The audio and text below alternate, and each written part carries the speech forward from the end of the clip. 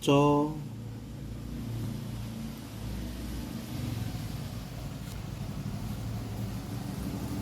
ro,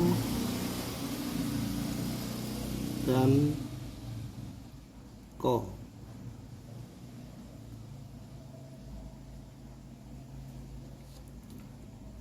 Kemudian kita contoh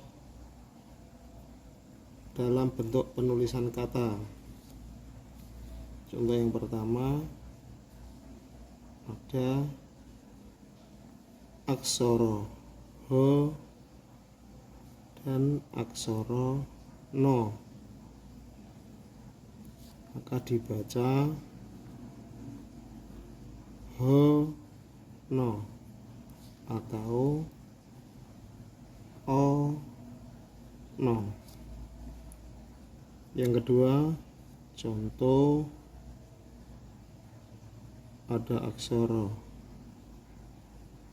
co dan aksara ro, maka dibaca coro.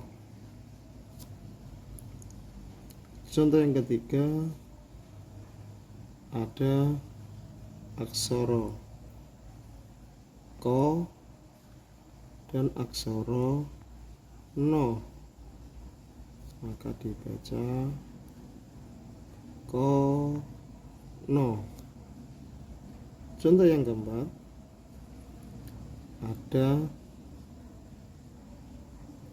aksara ko dan aksara ro, maka dibaca ko ro.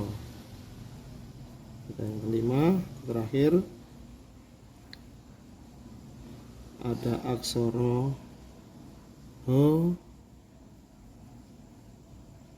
dan aksara co, maka dibaca h co atau o co.